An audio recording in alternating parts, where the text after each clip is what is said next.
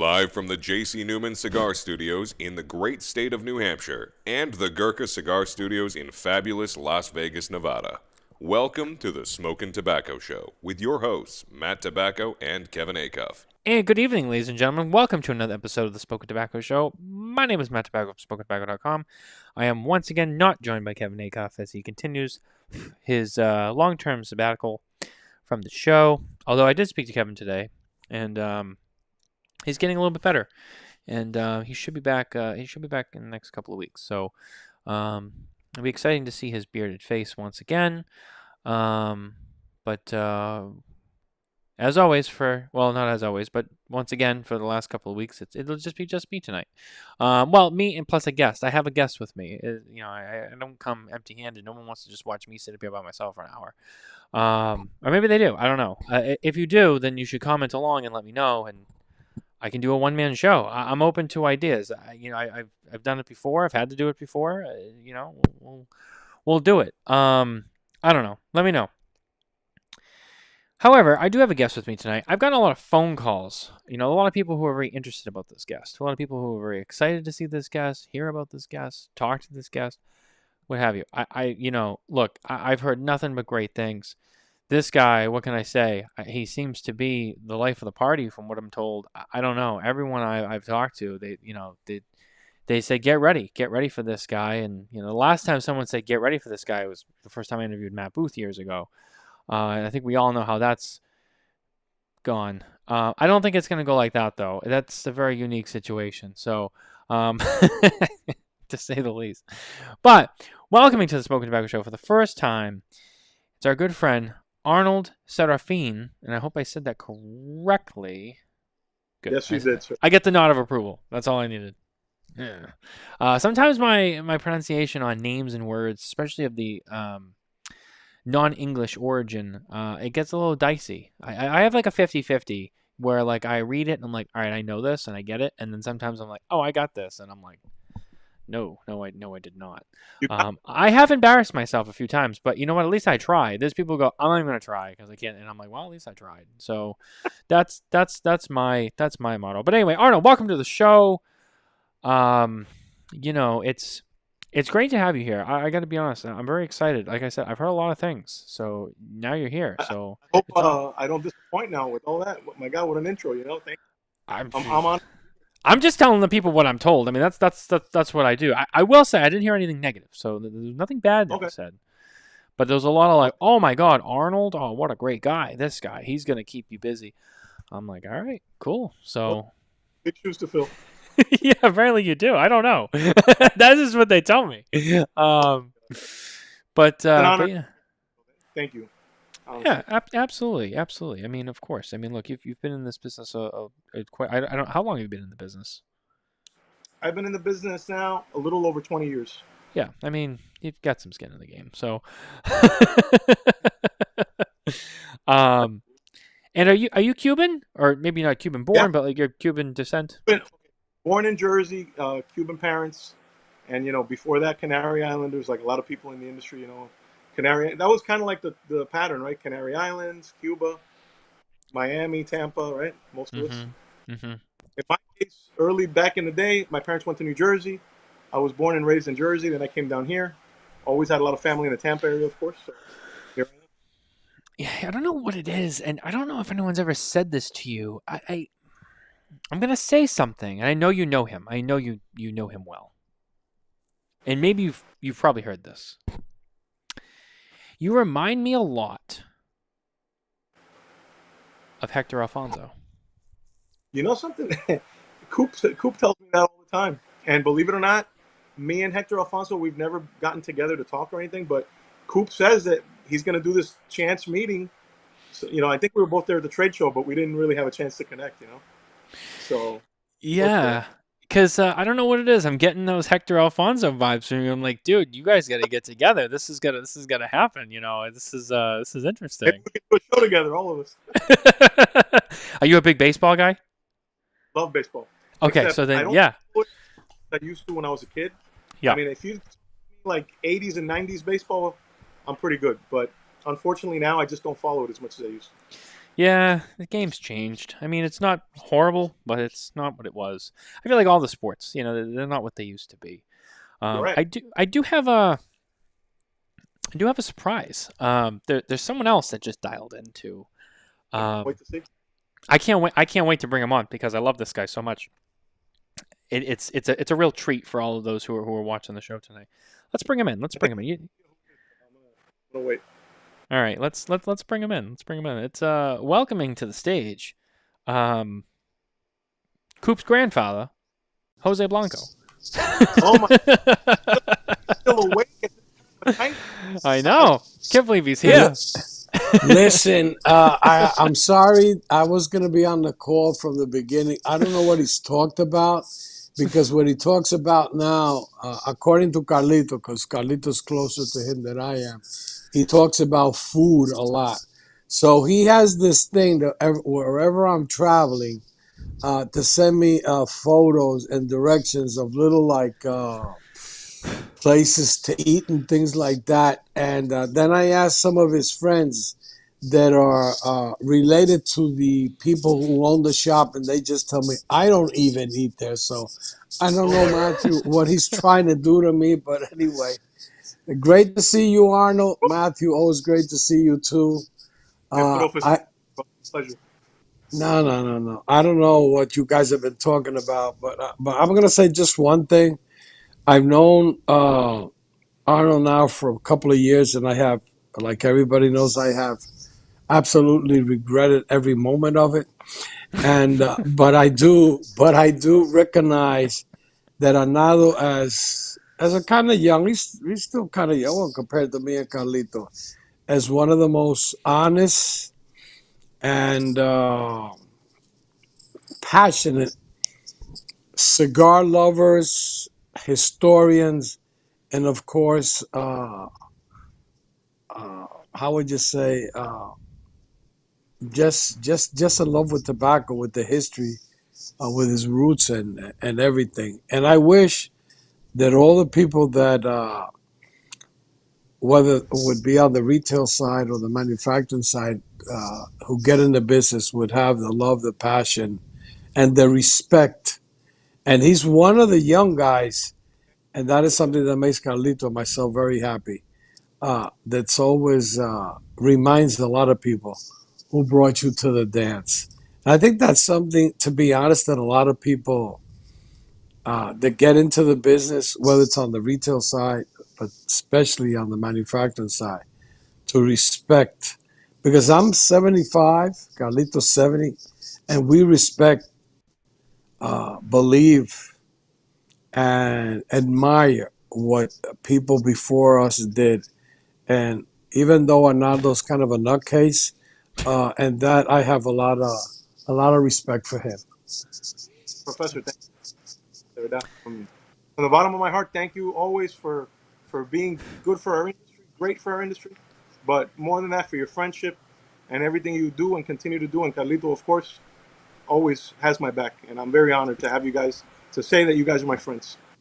Well, to be honest, Arnold, I mean, you sent me $100 and sent me a script of what I had to say nice about you, so I think I did a good job. Works, I'm telling you. Yeah, you just have to know who to, you got to know who to pay off. That's all it is. It's all magic. It's nothing you see here is real. It's just how we roll.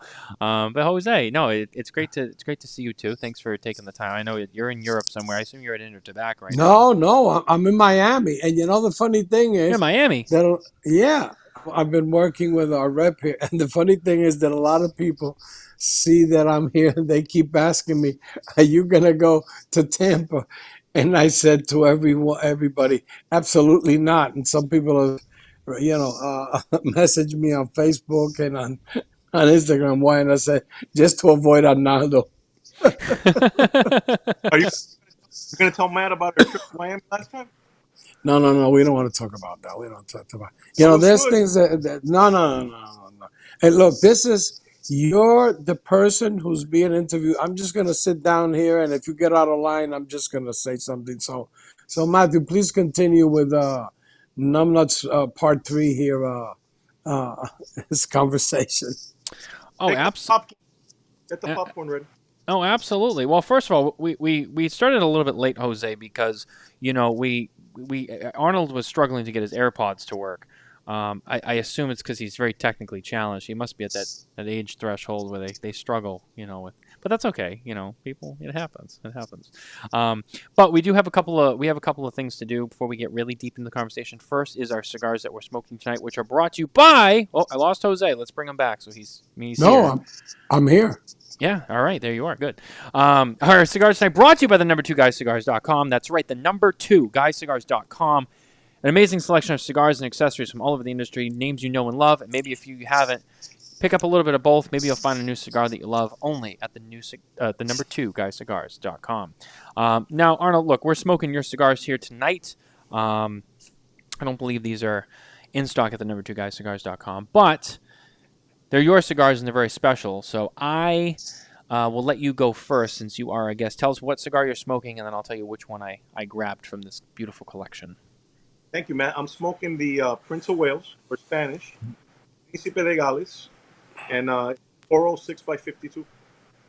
One of my great little, very smooth and mild cigar. I know Jose likes these. And I think that's the same cigar I'm smoking too. It's very nice. Really? It's very nice. Yes, I really am enjoying this. Jose, you're not smoking. You look like you're in your hotel room. So No, I'm in the hotel room. I smoked a couple of cigars, but in all honesty, Arnold has been kind enough to send me about 5 or 6 half smoked cigars that he finds around. No, but to be honest, the one that I really like, I smoked the Príncipe de Gales. I smoked them all. I think they're pretty good. But the one that I really like is Juan de Fuca. I think it's a pretty good cigar. And I got to give credit to Arnaldo, and we call him Arnaldo. His name is really Arnold, but it's really Arnaldo in Spanish. And he reminds me of Jose Blanco's father, who was called Tío Arnaldo, Tío Nanan. And I've smoked some of his cigars, and I always tell Arnaldo, keep up with the consistency, with the quality. Don't rush it. And even though he never listens to me, but with that he has listened, and it's a good value cigar, good price, and he's doing a great job. The only thing I criticize about Arnaldo, to be honest, is this. We'll get into that later about this eating thing. I got some stories to tell, but that's going to be later on. I'm just gonna hear. It's your show. I'm gonna get comfortable here. Don't worry. This is gonna be a great time. I'm getting so excited because I already see. First of all, I know it's Jose. I know what to expect out of him. Arnold, so far you've been great, and I think there may be one more surprise. I don't know. And God only knows where it's going to go from there. So I just, the only other person I wish was here right now, that other than the person who I think might be showing up, if I had to add a 4th name to the list, would be Coop. But he's skipping around in Italy right now, living like a king. No, he's sleeping right now. That's true. I saw him next to the Coliseum today, and I said, well, you're going to be a gladiator now? And Arnold made a photo of it too. So, well, he'll watch this when he wakes up from his Italian slumber. But yeah, we also. Sorry, I'm going to lose Jose again. I'll bring him back on the screen because I wasn't prepared for him. But we also, with us tonight, are friends from SD Dupont. That's right. Shake up the legacy with SD Dupont, featuring the Gradient Collection. That's right. Check out these 2 beautiful line 2s from SD Dupont, featuring that perfect ping. Oh, hold on. There we go. Featuring the perfect ping, the beautiful twin flames. These are awesome. Check them out today. SD Dupont. Ask your local retailer for SD Dupont products. The Gradient Collection, real beautiful. Check these out. Look, just so colorful. Fantastic stuff. Shout out to Les Mann from SD Dupont in Colesville, London. Takes great care of us and makes this show happen. So thank you. Well, Arnold, now it's time for you. It's really all you from here on out. And Jose. And Jose is here to, kind of steer this in the right direction. A chaperone, as you will. I think for you. I don't know. So first of all, you mentioned you've been in the business for 20 years. Now, what exactly was it that got you into the business? I mean, did you have family in this business before? Is this something that you got into? Like, what was? I don't know much about you, to be honest with you. So, just trying to kind of get that backstory first.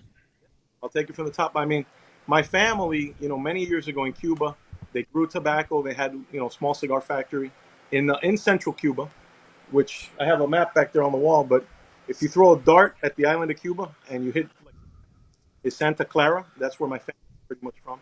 Okay. My grandfather grew tobacco. My great grandfather grew tobacco, and then he also had his own little cigar factory. This is before the revolution.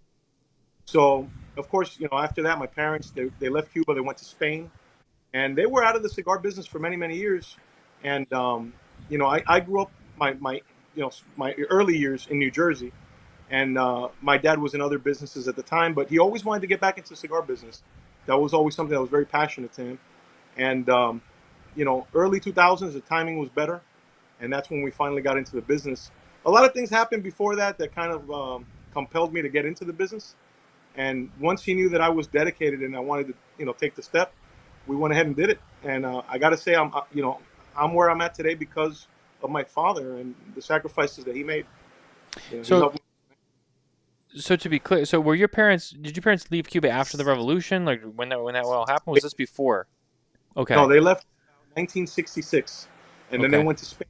They were there for about 3.5 years, almost 4 years, Okay. and then after that, New Jersey. Oh, okay, So- okay. Yeah, I mean, that whole thing with the Cuban Revolution, a lot of people we've had on the show, or just people we all know, and it's just one of those stories that every time you hear about it, it's It was a mess. yeah. I mean, it makes you kind of stop and think about it, and how it affected people, and also everything that's happened since, and it's a very sad situation, and believe me, I feel Juan Lopez from Gurkha. Who was born in Cuba as well. He came over on the boat lifts in the 80s, and he just went back with his wife Bianca a few months ago, and I asked him, I go, is it weird? Is it dangerous as a Cuban to return to Cuba? No, he said it's definitely humbling. You kind of go back and you see people you used to know, they're still there, and kind of the way they live their lives, and and it's interesting to hear those stories, and but yeah, I mean yeah, you just I just wish it could change, I know, I do too. We never lose hope. It's been Yeah. a long time. My parents, both of them, are gone now, and I still think about it all the time. So, as a matter of fact, I was gonna say, you're talking about the Cuba thing and Juan going down there. I went to Cuba with Dad back in 1993.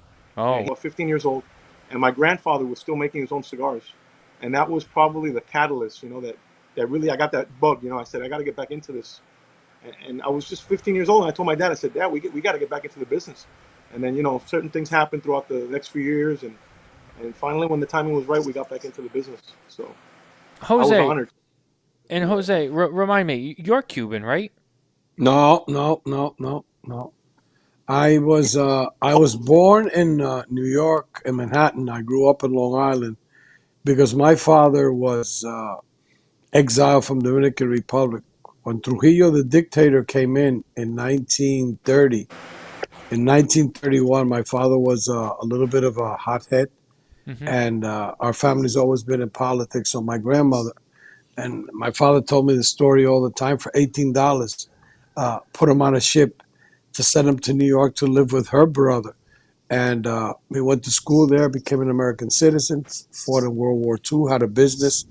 So when he came back, when Trujillo was killed in 61, we came back in 1962. And we haven't had it so bad as the Cubans. I always make joke to the Cubans that they don't have the cojones like we did, the Dominicans, to kill Trujillo. And the suffering that the Cuban people are going through is you can't imagine. You know what really pisses me off, to be honest, and I know this is Arnold's show. When I see people in this country praising the communist regime that has destroyed one of the most beautiful countries in the world, because they only filmed the part, like the 3 blocks in Havana that have paint, but they're falling apart. Imagine, Cuba's an island and the salt is rationalized. They used to be the number one Crazy. producers of cigars in the world, and now they're number 4. Imagine that we have a friend and he's a good friend of me and Carlito, that he visits us sometimes. And his wife said, forget about the deodorant, forget about shampoo, forget about toothpaste, forget about this. But please, when you come back, bring me 2 coffees, 2 things. And if not, don't come back. Coffee and toilet paper. Could you believe that? Toilet paper. So Ridiculous. I mean, it's Anal and I talk about it all the time. We're updated with a lot of things that happen in Cuba. I had a lot of friends in Cuba, but it's horrible. And you hear people paying, like, oh, I paid $300 for a cohiba, and I said to them, you know how much a roller makes in Cuba? Regular production, $15. Limitadas and regionals, 17. And the guys that make cohibas and cohiba vejique, $20 a month. Not a day, not an hour, $20 a month. You see that they brag that they raised like $17 million, which is a lie at the auction in Cuba. No, that's just a lie, digging a hole for them even más hondo, how would you say, deeper and deeper. So it's and like I said, I'm a big fan of the Cuban people. When the Cuban cigars are good, they're good. But the injustice that's been done to to the people for the last 60 years, it's just sad. My 2 cents. No, of Yeah. course. Yeah, I mean, look, the topic of Cuba comes up. You can't not talk about it sometimes, and it shouldn't be. You should talk about it because you should remind people about it too, and not let it be forgotten. So any opportunity, I like to bring it up. But yeah, I mean, it's Now that you said that, and Jose shared that, yeah. that comes to my mind. When the early days of the revolution happened, and I don't know if Jose saw it, but I have a card which was like the ID card that the communists like to give ID cards for everything. Hmm. And my grandfather had a small cigar factory, which Jose knows. The term is chinchal, right? Small cigar factory. And that chinchal that he had, it was my dad, my grandfather, my dad's uncles, cousins. It was all family, right? All his family worked there. And when the revolution happened, they came in and they took his little chinchal, and they said that he couldn't make cigars anymore, which was heartbreaking to him, right? Because that's pretty much that. He worked in the local sugar mill for many years. So the 2 biggest industries in Cuba were sugar and tobacco, and he worked in both industries. And he said, well, you know what? He was already on his way to retirement. He fought in the early days of the revolution. He was incarcerated, and then once he got out, he said, well, you know what? The hell with it. I'm just going to retire. And those same communists came back and asked him if he would want to work for them. And he said, he says, the ball's on you guys. First, you confiscate my business, and now you want me to go work for Cuba Tobacco at the time. And he told them in a not polite way to shove it basically. And that was the story in my family with cigars and Cuba Tobacco and the early days of the revolution. And I still have his last like tobacco mold, cigar mold that he used to make his little marevas on. Somebody brought it to me from Cuba, and I have it at the shop. So Wow. that's my little piece of history that remembering him. That's really cool. That I'm really big on history, heritage. I like to hear the stories. That's the thing that I find the most interesting in life in general. But especially doing this, and a lot of people, families go way back, whether they're Cuban or whatever. But they always have like stories or whatever, and that's what I love about it too. I love hearing about the history of tobacco, people, their families, whatever it is. It doesn't matter, but it's so interesting to me, to hear all that too. So I find that very interesting. That's very cool, and I'm glad that you have mementos and stuff. Oh my God! That's Can I just another thing that comes to mind now with the absolutely professor? whatever you want. I was graced to have him. I was honored to have his presence in my humble little store this year. That was in January. No, you really want to go there? Yeah, I'm gonna go there. So Oh boy, here he we said, go. I got to fly out of Miami. I said, when? He said, tomorrow. I said, so what's the problem? He says, I got to go down to Miami and get on a plane down there, and I don't want to fly from Tampa. I said, okay. I said, I'll cut you a deal. He says, what is it? I see, because he said he wanted to go visit Benjamin Menendez, right? Now you know Benji is a legend in our industry. He's probably Blanco always says, he's the last of the living legends, right, Jose? It's true. That's true. So anyway, so we get in the car, we drive down to Miami, 5 hours, traffic. Oh man, what a nightmare! But we get down there, and Benji greeted us in his home. He's how old is Benji now? 87? 88. 88 years old. And I'll tell you what, man, he was sharp as a tack, and all we did was go back and forth, and Jose asking him questions and just talking about everything from the Canary Islands when he was there, to his time in General Cigar. And he said something that, we talk about it all the time. Carlito says it, Jose says it, and he said it that day too. And it's the cigars belong, and you said it now too. The cigars belong in the hands of families. That this is a family business, and I couldn't, be more. I couldn't agree with him more. I gotta say this because Arnold tells things very convenient. Only the good thing about it. So we gotta go back a little. We gotta go back a little bit. So that weekend. This is why you're here, Jose. Yeah, because I told Carlito, are you gonna be on the show? And I said absolutely. But I talked to Arnaldo today, and I said I might go there because I asked you for the link yesterday. So this is the way it goes. We're for the sales meeting, and then I spent after the sales meeting a week with Carlito at the fact at the office doing a lot of things, and then Carlito and I did an event on Friday at the Cathedral. It was packed. Arnaldo was there. So Arnaldo says to me, "Why don't you come up Saturday?" And I said, "Yeah." So and I went with Coop. It was with Coop I went, right? Oh, that's right. That's right. I think I heard that. Oh, yeah. So we go there. There was people, to be honest, Danny Nippers. There was people who traveled 3 and 4 hours just to meet me. I think it was to meet Arnold, really, but I think it was to meet me.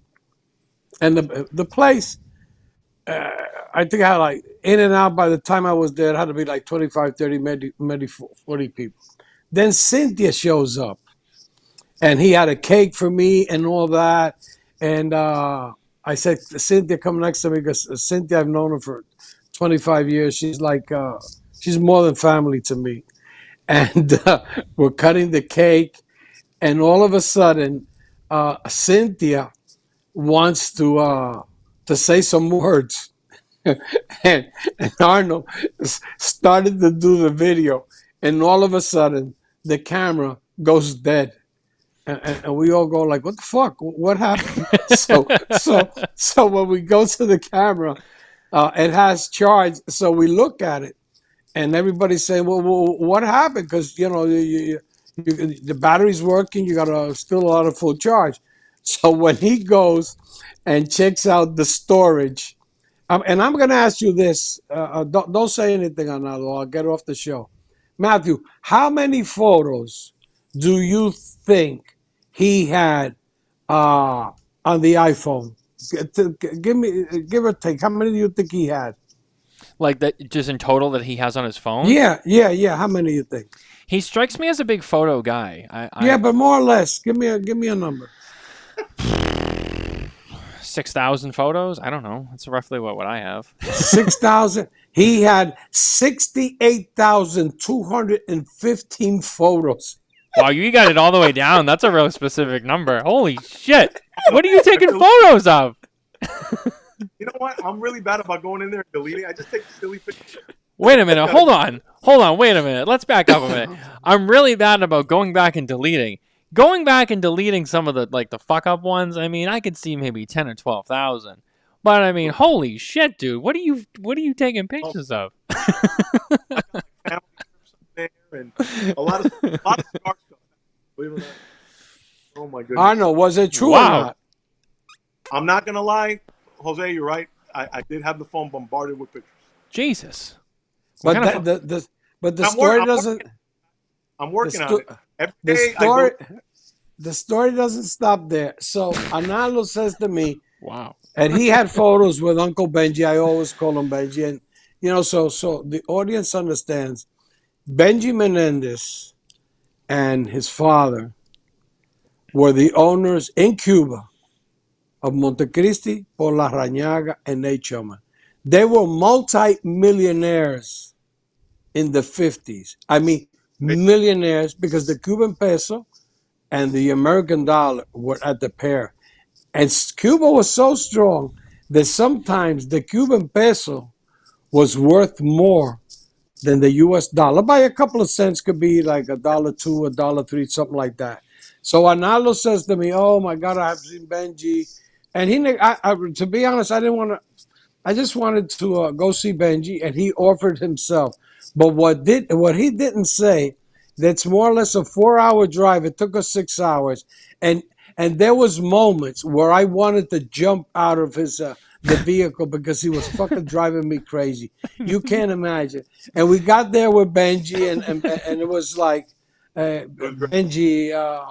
He was so happy to meet him and all that. Even though after that he called me and said, "Who's this nutcase that you brought down to me?" Who's this wacko? Who is this guy? Wow. But we had a great time. And let me tell you something, Matthew. Like I've always said, he is the last of the living legends. And when Uncle Benji dies, an era dies. A movement of true spirited cigar lovers goes with him. And I wish, he's 88, and like Arnaldo said, he's sharp.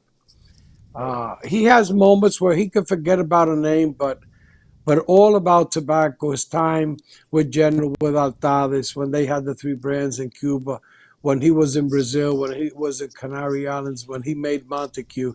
I mean, we've wanted him to write a book. When we had the show, we had him a couple of times. But he is, I can tell you, I've met a lot of people in the industry, and I can tell you, I have not met people with a heart, with the kindness. And after losing it all and leaving Cuba with $20 in his pocket after being a millionaire, and to see him still with that smile and that love of tobacco, he is a great man. And I know Uncle Benji's not hearing this, but those people who have met him know he is the last of the living legends. Yeah. I mean, if you guys had to each do a Mount Rushmore, 4 or 5 people, who would you put on that list? Arnold, I'll let you go first. You're gonna let me go first? Wow. Okay. Definitely, we gotta put Benji on there. We gotta put Ramon Cifuentes from Partagas, which was his competitor in Cuba at the time. Who Benji actually said they became very close. Right. We gotta put Don Carlos Fuente. And you know what? I'm gonna throw Carlito there too. So both Fuentes, we gotta throw them both in there. And God, one more person. Let me think about this one. I only got one more. You said 5, right? Yeah. How about Frankie Anessa? Okay. And this is your guys' opinion too. So I'm just curious to see what you would say. Look, to me, I'm gonna put it. I'm gonna leave Carlito out of it, which in time he might be on the second version of people who came out of his father. Probably him and Jorge Padron will be on it. But my Mount Rushmore goes like this: without a doubt, Benji Menendez, Don Carlos Fuente, Don Jose Orlando Padron, a person that the young generation does not know a lot, but Guillermo Leon's father, which is considered the all-time most knowledgeable person in tobacco in Dominican Republic. Guillermo's father, and I had this experience with him, he would go to the Aurora warehouses, and Marcelino, who was in charge of the warehouses, would bring out tobacco. And Fernando would see it, would smell it, and he would say, "This is from Gurabo. This is from La Canela. This is from Guasuman. This is from San Victor. This is that." And talking even with Hanky, and Carlito and I have talked about it, and Carlito knew him very well. Nobody knew in Dominican Republic about tobacco as he knew. His uncle, Herminio Leon, who taught him, because Eduardo Leon's father died very young, relatively, but he was the most knowledgeable one. So I would say Benji, Don Carlos, Don Jose Orlando Padron, Fernando Leon, and Ramon Cifuente. And to be honest, a lot of respect for him. But if you talk to the old Cuban guys, his brother, I can't remember what his name was really the tobacco guy. Ramon Cifuente was like the figure, la persona, but his brother knew more about tobacco than him. But the person who became Fuente, that became famous, without a doubt, would be Ramon Cifuentes. So those would be my five Mount Rushmore guys. No, I think we can both agree it's a tough list to just put 5 people on this list, yeah, right? It's tough. Yeah, Just definitely, limit. definitely. yeah. I mean, that's also kind of the fun of the game is you really got to think. Like if I can only give you 5. And I know there's a lot of people. There's a lot of people who've come and gone. A lot of people you guys know who are no longer here anymore. Another one, Jose Estelo Padron. Yeah, the Jose Orlando Padron's brother, who used to work for Villazon for many years when Villazon was from Danny Blumenthal and Frank Yanessa. They sold it in I don't know if it was 95, 96, to General. And they were the owners of Punch, Olla de Monterrey, and a couple of other brands. But the major brands were Punch and Olla de Monterrey. And I think at that time it was for $90 million, which, to be honest, it's a lot of money. But imagine what those two brands would have cost today. All the money in the world and $1 more. Now you brought up an interesting point, though, isn't it? Because Efe Palicio was the owner, and he was the partner, right, of Frank's. When he came from Cuba, he came to Tampa, I think. That I don't remember. That Carlito, which is much older than me, will probably know about that. Palicio. Yeah. No, I know who Palicio was. Yeah. A Cubano. That's what I was, though. I think it was he came Cuba, and then he came back. He came to Tampa after the revolution, and that's how the whole connection with him and Yanessa became. And that's why General retired. But the owners, and at that time, and the factory was in Honduras, were actually Danny Blumenthal and Frank Yanessa, and they sold it to General. Yeah. And of course, Yanessa was here in Tampa for many years too. Oh yeah, he was a master. Absolutely. But yeah, you know what? This is it's a tough one because Jose mentioned some other ones there. I mean, yeah, you got to give those guys credit. No question about it. Yeah, I mean, and there's people who start going back. I mean, people who industry wouldn't be where it is today without them. Tobacco wouldn't be where it is. No matter what it is, whether it's an industry, whether it's a sport or whatever, there's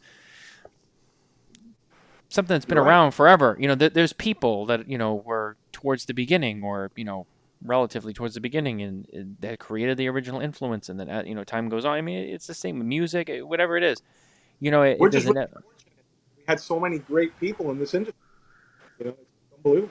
Yeah, Rolando Reyes, a tobacco. I don't want to mention that. Look, if we start talking about people, we're not going to talk about you because Rolando's Indio and Puros Indios. You can't talk about the industry without talking about Nestor Plasencia and Nestor Andres and his father and his grandfather Sixto. And you can't talk about that without talking about the Olivas.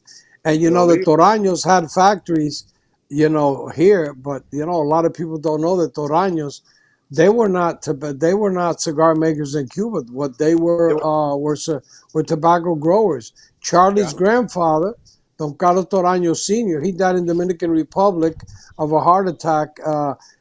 He had an argument with some guy in the curing barns, and he had a heart attack and died. And after that came Don Carlos, then came Charlie. I mean, we could spend the whole night talking about A whole people. And to be honest, people that I had, the majority of them, the pleasure to have known them, talk to them, establish a relationship, with some more than others.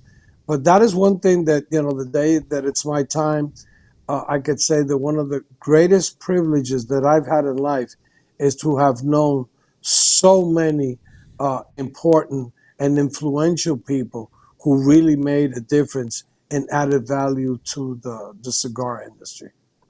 100%. Yep. Except knowing Arnaldo. Wow, the hits just keep coming tonight. Jesus. Well, it's true. Oh, I no, told Carlito I'm gonna be hard on him, and I'm just warming up, to be honest, Matthew. I know. I know. I know how you are. I know where this will go. I mean, this is nothing new to me. I'm very familiar with you. So, like I said, the only person that here is missing is Coop, because Coop can throw it out too. You know what I mean? Oh yeah. And the way Coop does it, though, it's like sometimes you don't even see it coming. He just got, well, and then all of a sudden he just starts to lead into something. You're like, oh shit. The funny thing, talking about Coop, when I was in DR, that I spent 10 days with Carlito, because I gotta ask Carlito first. He's an old man and he doesn't do well on these things. And I asked Carlito, I got an idea. Now that I'm in DR, in Santiago, and you're gonna be here, why don't we haven't been on any show in a long time?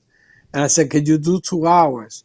He said, yeah, I'll do 2 hours. So we started at 9 o'clock with Coop, and at 12:45 we were still going, but it doesn't stop there. So we finished at 12:45, and I'm at my daughter's house because the Gran Almirante was totally full. So like I'm getting ready to go to bed, and then my phone goes on, and I say like, shit, Carlito. And we talked after that about half an hour more about the show. So, but we had a great time with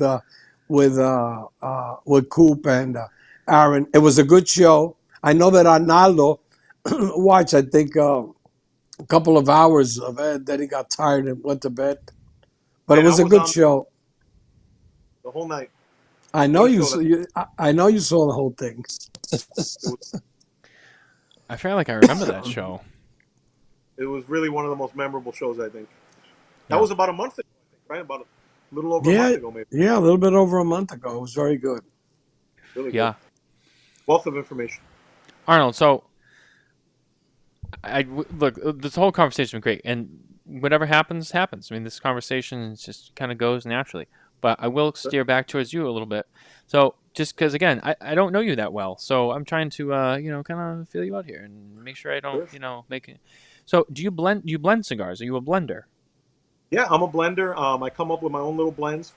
This is one of the results right here. Okay. And I go back to the drawing board, and I guess the big thing is there's stuff that I've even blended that I haven't done it for my palate. Mm-hmm. I just do it, for other palates, and stuff that I haven't even thought that was going to be that great. And man, it's like the Juan de Fuca. I'd never really worked with a Cameroon rapper, and man, I got to apologize because I forgot to send you the Juan de Fuca.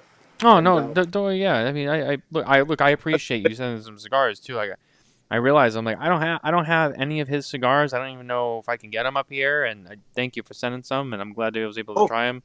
It's fantastic so far. Delicious. We're trying to get more of a presence across the country, and we're little by little we're in more shops. We have some up in Rhode Island, we have some up there, New Jersey. Working our way in the Northeast little by little. But you know how it is. It's I'm pretty much me and my son, my wife. It's all family, and right. It's we had help from a good friend of Jose's, Rich Meinberg, was doing a lot for me in the Southeast area.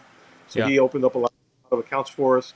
We have Lon out in Colorado, so he's getting more of a presence out there now. We've got some in Texas as well.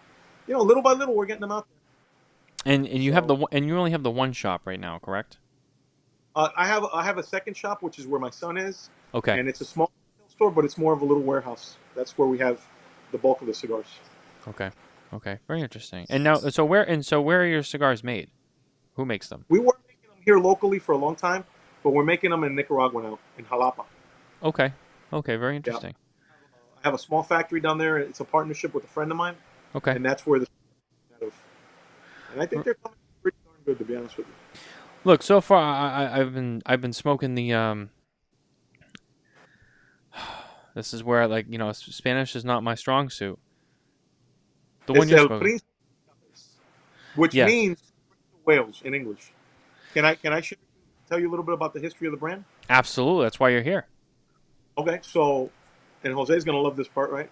El Príncipe de Gales was founded in Cuba in 1853, this brand right here. But what's really interesting about this brand is it was Mr. Ebor's brand from Ybor City. So this cigar, you could kind of say was the cigar that started Ybor City. Really? Which the whole thing with that is I'm very passionate about history, like Jose said. And my father and I, Dad loved history, and we would always go back and forth and talk about the brands and the labels. And I would always say, "Hey, Dad, imagine if we can bring this brand back." And he would say, "Man, that'd be something, wouldn't it?" But unfortunately, he passed away in late 2019, and that's really when I got a bug up my ass, I guess, to say it, and started making all these brands, bringing them back. But Príncipe de Gales, 1853, founded in Havana, Cuba. 1869, Mr. Ybor, who was a Spaniard by birth, he came to Cuba when he was 15 years old. He was from Spain. He started supporting the Cuban rebels. So the Spanish government basically, they warned him to get the hell out, and he did.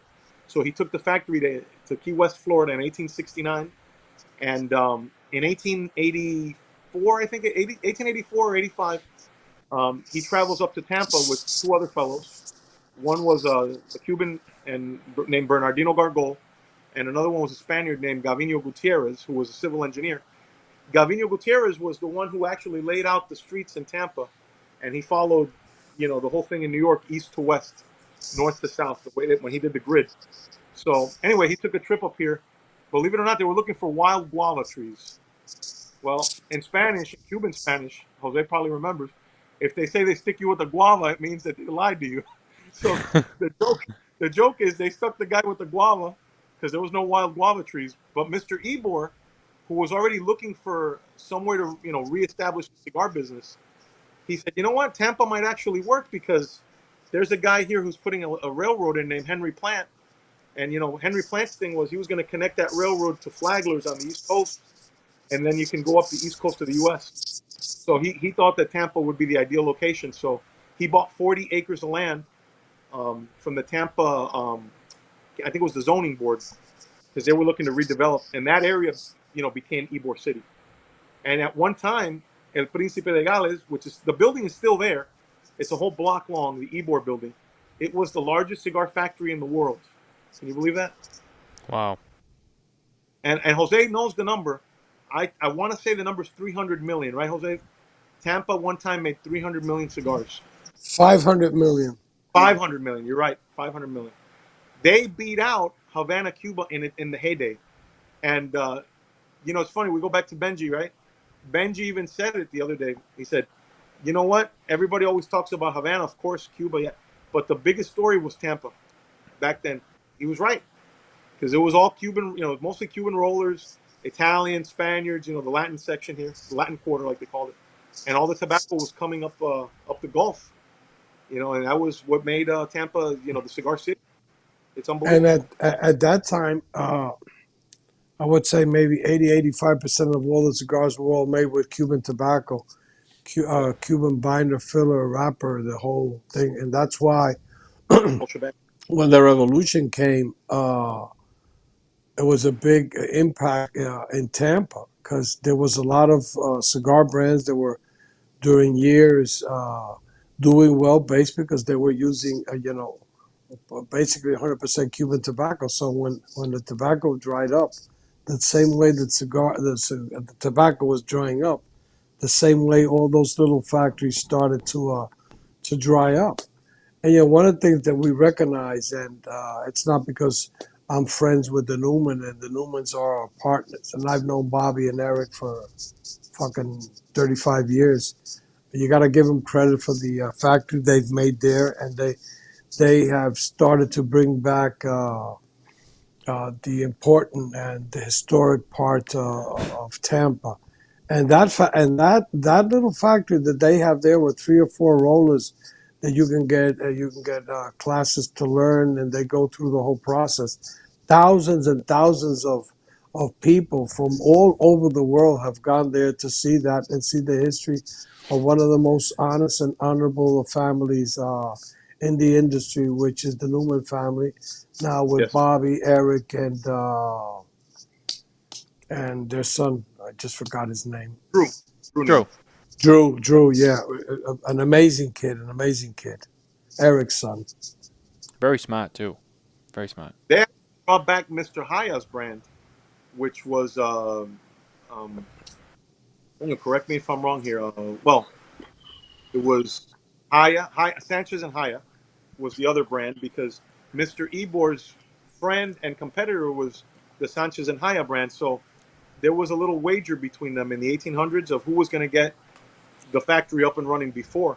Well, believe it or not, they got cigar factory number 1, and that was the Sanchez and Haya factory. And they actually have that brand now as well. So a lot of history, man. Ybor City. There, it's funny. Carlito's watching the show and commented, most people are not aware that, but Tampa has more Cuban history than Miami, and I feel like Yes. a lot of people always associate Miami with Cubans. By far. No. Tampa was the original Little Havana. Yeah. You know, the funny thing is that on Monday, working with Antonio, the first thing we went was, Calle Ocho. So, see all the chinchales. We stopped at all the shops. We saw Cesar. We saw Mario. I didn't go into the Tanda Bronce to see Sandy because we didn't have time. And, you go back. I mean, I've been going to Miami since the 90s, since the 80s, when the Cocaine Cowboys were there. And it's very pintoresco. ¿Cómo se dice pintoresco? Yeah, picture. Miami, all the little chinchales, all the rollers, a lot of people saying hello to me. They know me. Hey, Mr. Blanco, Senor Blanco, ¿cómo está? Why don't you stop by, have a coffee, have this and that?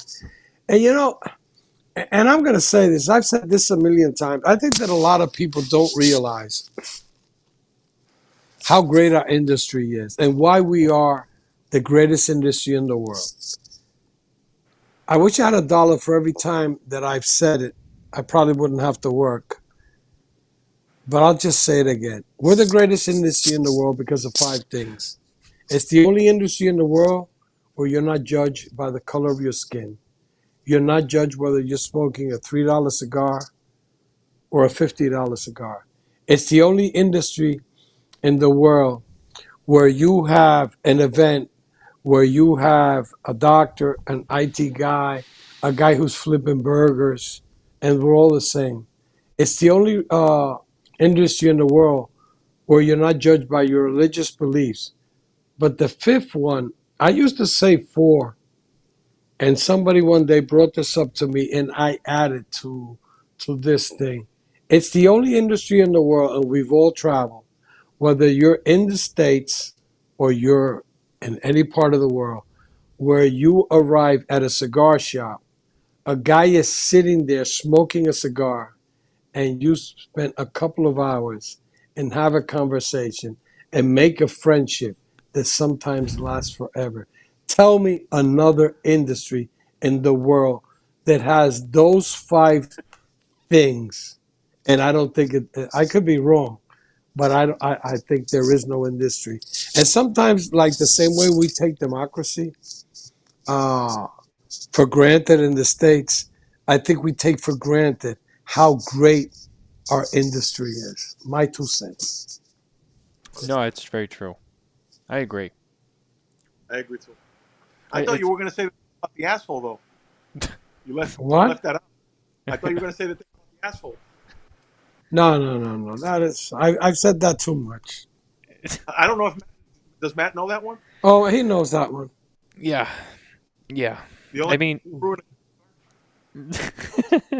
Well, to be honest, there's only 2 things that can ruin a cigar: smoking in an asshole and being next to you. So if that's what you wanted me to say. All right, okay. I'll take it. Well, I'm- hey, you know what? Now it's out there. Now we got it out, and we've really covered all of the important points tonight here. Yeah. This has been good. The it's funny, Jose. Can I bring up? Do you remember what I asked you about the other day? About the medio tiempo? Yeah. Can we talk about that? Or no? Yeah, why not? It's something that Carlito and I talk a lot about. Look, to be honest, I think it's more of Because I'd love to get Arnold in on it too. Yeah, I think it's something that people use it as something that it's interesting. What is really the medio tiempo? Because some people, if you translate it, what is it? It's halftime or something like that. No, the medio tiempo is basically the Coronas, the top of the strongest leaves. And you hear people say, "Well, I made a cigar with a lot of medio tiempo," and I don't say anything, but it goes through my mind. So what are you picking up? Because it's just strength, strength, strength. What a lot of people do is, let's say they have a robusto, and they could take the half of a leaf and take maybe half of the leaf and put it in it, because the medio tiempo is stronger than the ligero, because the medio tiempo are the two leaves at the top of the plant, the two coronas. And if you can see, those are the two ones that stick out like a V. So what happens is that a lot of people, let's say if you were ferment tobacco, let's say you're fermenting maybe 6-7 months.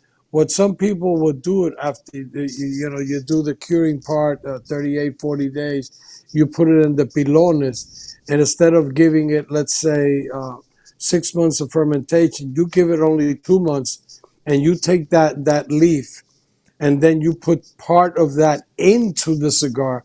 What you're going to perceive is strength, but it's not really strength. What you're picking up is the strength that raw tobacco produces. And we know a lot of companies that just love to leave that use of leaf of tobacco a little bit young to give the perception to people that the cigar is strong. Because you take like an Opus, for example, and let's say a Joya de Nicaragua, those cigars, Antaño, those cigars are very strong, but with very, very old age tobacco. So with a lot of people that really want to use the term medio tiempo, that's what they do. But medio tiempo is just it's a word, it's a concept that is, but a lot of people just use it the wrong way. Medio tiempo is just a leaf of tobacco from the higher part of the plant. Maybe Arnaldo could add something to it. He knows a little bit about tobacco sometimes. More about food, but I think you explained it perfectly, to be honest with you. I mean, isn't it my understanding that a lot of places don't even use the medio tiempo? of course. It came up in a conversation recently, and I thought to myself, I wanted to ask. I wanted to ask Jose about it because I didn't. I'll be honest with you. I mean, I don't claim to know everything, and I was like, I feel like I don't know a lot about medio tiempo, and I was like, I know who does, and and I asked Jose, and right away that was the answer I got, and I was a little surprised with the answer I got, but I always appreciate his information that he shares, and I was like, oh, that's interesting. To be honest, and we're not getting into detail, there's a lot of people there's a lot of how would you say, Cuban names, Cuban words that people as a what would be the word, that they use it as a marketing thing, that it's not right what they're saying, but it sounds nice, and people say it. Like there's a company I remember, and I think if they're not out of business, they're almost out of business. That I was one day, I think I was in Dallas, and I was visiting this shop, and this guy was talking about how they would do their cigars were entubado, entubado, and entubado, and entubado, and this and that. And people hear the word entubado, and I would say 95% of the people doesn't know what entubado means. And then after I left the shop, the guy says to me, I didn't get what we tried to explain. And then I explained to him. And then I said, out of curiosity, I'll buy the cigar. Can I take one of the cigars? Because I looked at it, and and Arnaldo, I know knows this. You could look at a cigar at the foot of the cigar, and you will know if it's done the accordion style or it's done entubado. But I saw it, and I said, this is not entubado. Because it's funny, I was talking yesterday in... La cabeza montada too, right? Exactly. I was talking yesterday with a guy, it's called Guillermo, that makes cigars in Nicaragua.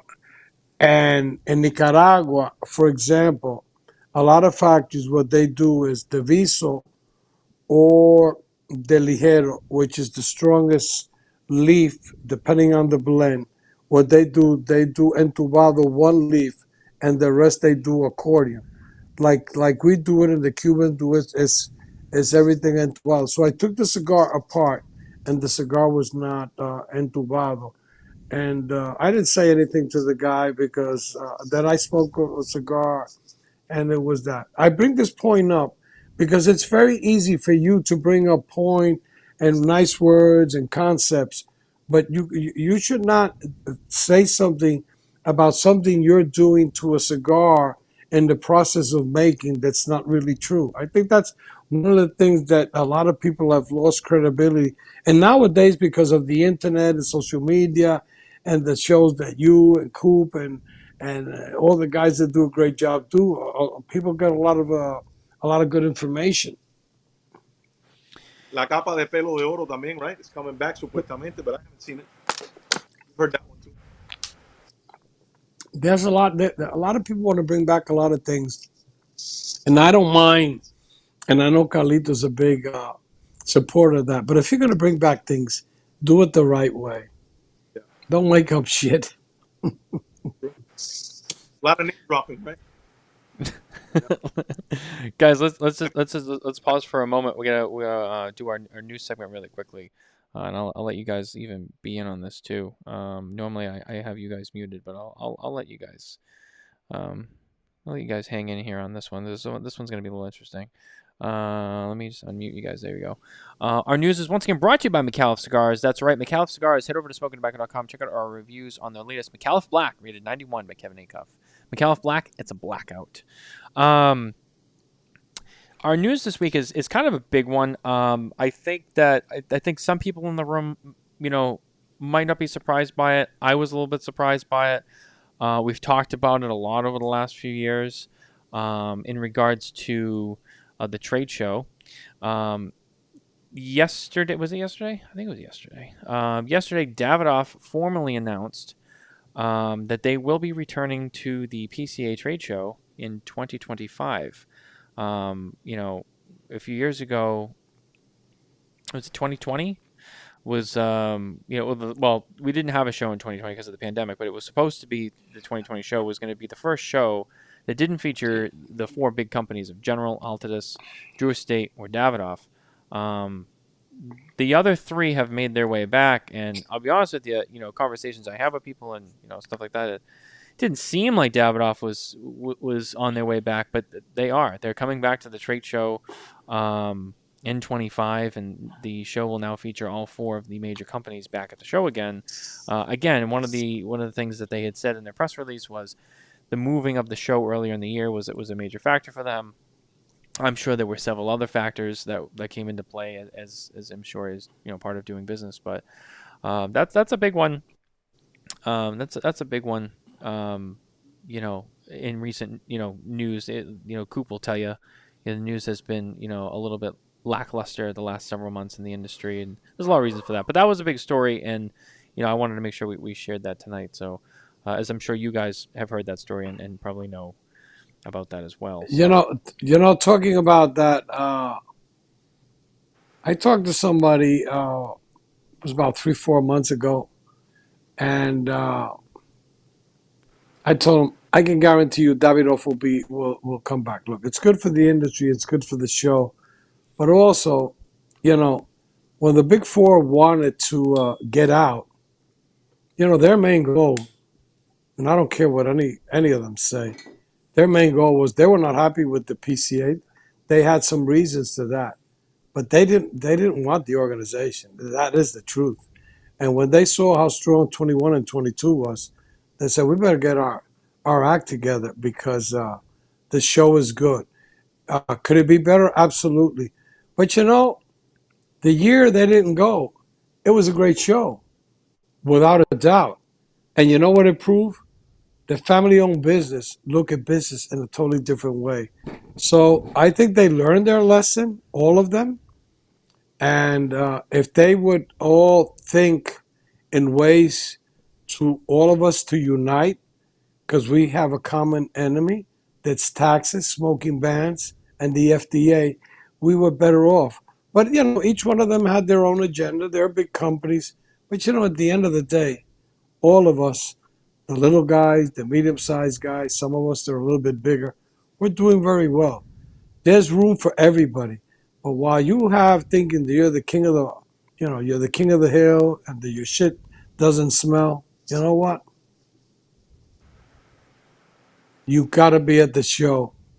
And, time will tell. Time will tell, really, what the industry is really about. But I'm just going to leave it at that. Oh, thank you for sharing that, Jose. I appreciate that. Well, that was our news for the week, brought to you by Micallef Cigars. So Arnold, at this point, I have to ask now because it's been brought up so many times. I'm gonna let you talk about it. What is the deal with you and the food? It's all everyone keeps talking about. It's like Arnold and food. Oh, no, I gotta say something. I gotta say something. No, I gotta say something before that. Yeah. When I was, I had been in Tampa 8 years, and Arnaldo was all excited. I promised him that I was going to go to the shop. And all week he's talking to me. You got to eat a la Teresita. You got to eat a la Teresita. It's a famous restaurant in Tampa.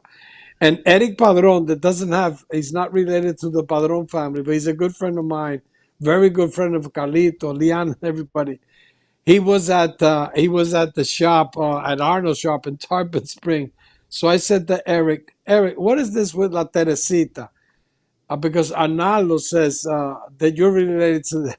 And Eric goes, I'm fucking related to them, and I don't even eat there. That's our local, greasy spoon Cuban place, man. It's been there for 50 years. It gets the job done, but it's good. I mean, I turned Jose on to another place that hasn't been around nearly as long, but it was pretty good, right? Havana 86. Oh, yeah. And Havana 86, and today I ate at Havana Harvey's, is it? Havana Harry's, right? Yeah, oh my God, the food, I was there oh my God, the food was good there. But look, you're the guest of honor today. I'm just here to bust balls a bit. But tell Matthew and the audience this obsession that you have with food. Because you're out of your mind. I like to eat. I like good Cuban food, man. I can tell by looking at you like to eat. I mean, that's not a knock. I like to eat too. I mean, I said the other day of a Cuban sandwich that I did at the house. He didn't know. He goes, "Where the hell can I get that sandwich?" I said, "Nowhere. I made it." He said, "But I haven't seen a Cuban sandwich like that It was like stacked up with meat like that, I said, Carlito, if we got to sell this sandwich, we got to sell for like $20. Otherwise, we're losing money. I was gonna say, and as someone who comes from a Cuban family, I appreciate a good Cuban sandwich. I always have. And you guys both know this. I feel like most places you go, though, they got a Cuban sandwich on the menu, but it's not even close to being authentic. That's true. A lot of places skimp out, yeah. And let's face it, hey, eating out now is expensive, and all these places are cutting back, and it is what it is. But I don't know. I always appreciate a good little hole-in-the-wall place if I could find it. What makes a true Cuban sandwich? Just so people know. Well, in my opinion, you have to roast the pork yourself. If you don't roast the pork yourself and put the right ingredients in it. And of course, I know if Carlito's watching, he's gonna say the Cuban bread. We got like the best Cuban bread in the nation over here. It's an old recipe that was brought from Cuba like 100 years ago, and the loaves are like this big, Massive. and it's kind of flaky on the inside but hard on the outside. And when you press it, it just comes out unbelievable. So, you put the right ingredients with that bread, man, it's going to be a good Cuban sandwich. But the funny thing about a Cuban sandwich made in Tampa and a Cuban sandwich made in Miami, it's totally different because in Tampa, because of the presence of the Italians had, you put fucking salami into it. But to be honest, a lot of people advertise Cuban sandwiches all over, but to be honest, a Cuban sandwich, when it's a real Cuban sandwich, is as good as any sandwich. But today, to be honest, it's not easy to find a good Cuban sandwich. We had in Santiago at Olé, there was Cubans. They were there. They made the Cuban sandwich and they made the medianoche. But it's been something. The word has been taken out of context. Cuban sandwich. They make it with all different things, but they're not. You can still find some places that really make a good sandwich, but it's lost a lot. People cut on the type of ham, the cheese, the bread, and I mean, it's true, Arnaldo. It is. You're right. They skimp on. And there's the war between Miami and Tampa, who makes a better Cuban sandwich, and they have a festival up here too. And then people come from across the country and they try to win like the contest, who's got the best Cuban sandwich. It's just a lot of fun, But sorry, but talking about food, Arnaldo took a vacation to Dominican Republic to one of those all-inclusive things. So he didn't know that I knew somebody at the hotel, and I'm gonna make this public now because I was gonna. I think I told Carlito about it. So he goes there and. To give you an idea, he picked up 14 pounds. You know how much fucking food you got to eat to pick up 14 pounds in a week? So he was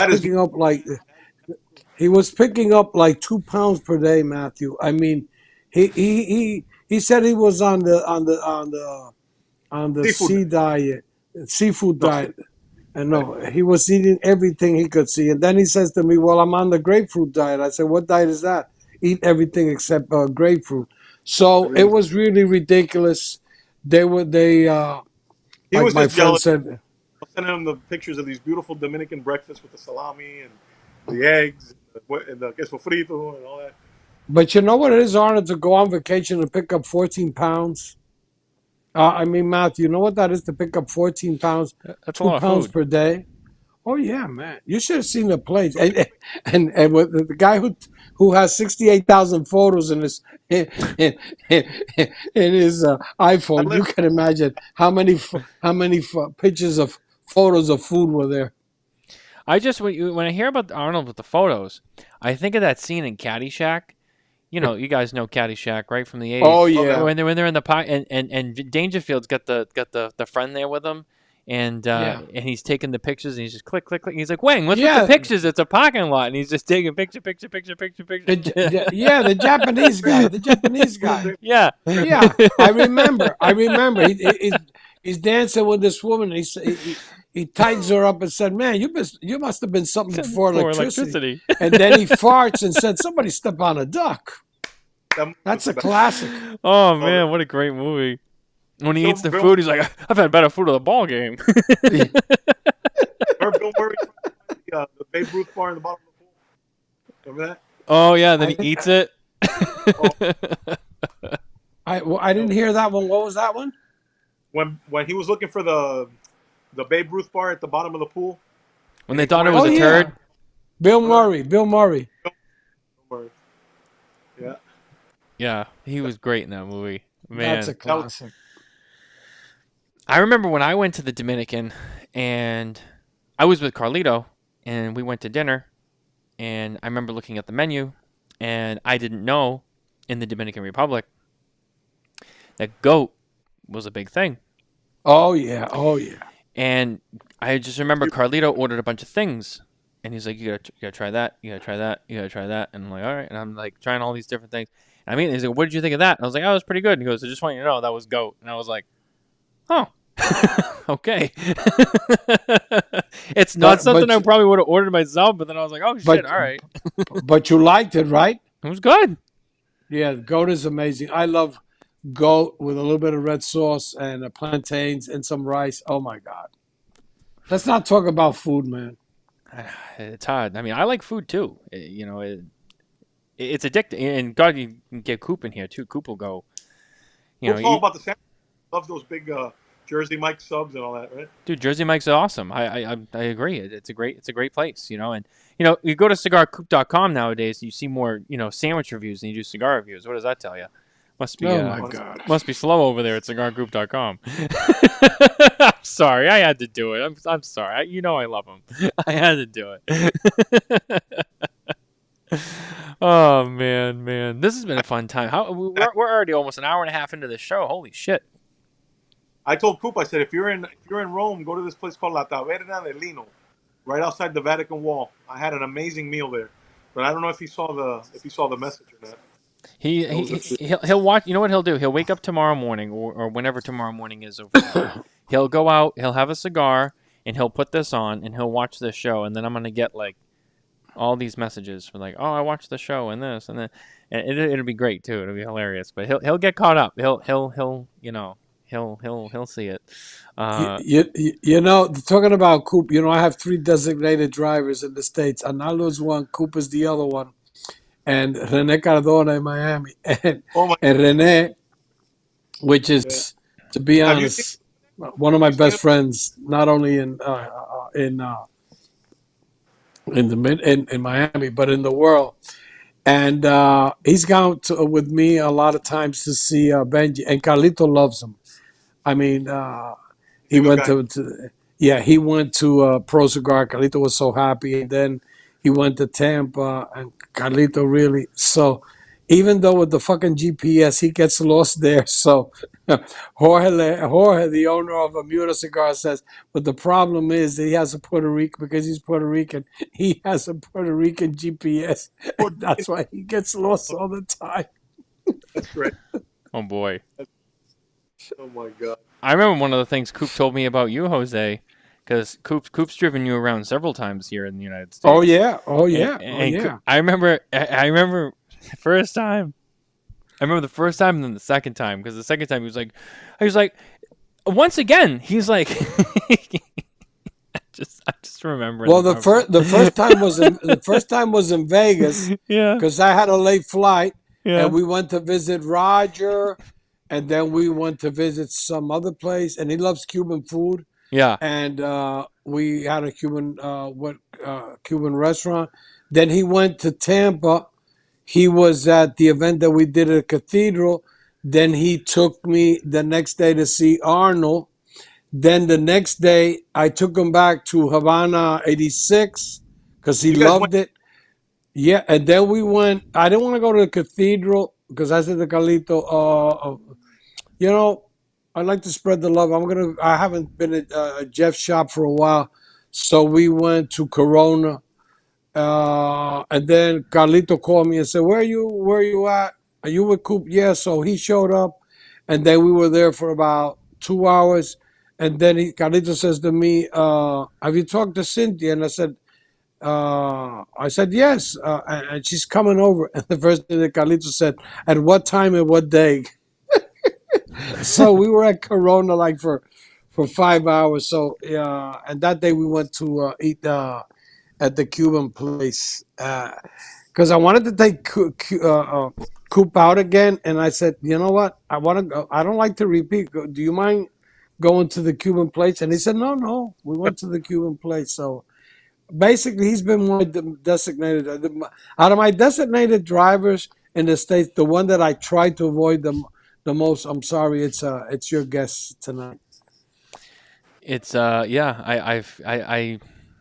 haven't driven with him. To the airport on time. Yeah, you can't take that away from him, Jose. I mean, he got you there. I mean, it's not like you didn't leave you stranded. Look at that, Chiro's here tonight. Brutal, man. That day, remember that? It was brutal. Oh yeah, don't tell me. Oh boy. The one thing I will say about Jose, in terms of the drivers, I mean, yeah, Arnold got you there, and I'm sure it was a great time for Arnold. It sounds like maybe you didn't have the best time, but he did get you there on time, and he made your flight and all that. So But you know what it is to hear got to give the this guy credit. Yeah, but you know what it is to hear this knucklehead during 6 hours driving me crazy. There was moments I wanted to jump out of the vehicle. If I didn't love my kids so much and my family and my job, I would have fucking jumped out of there. He was driving me crazy. He thought about it.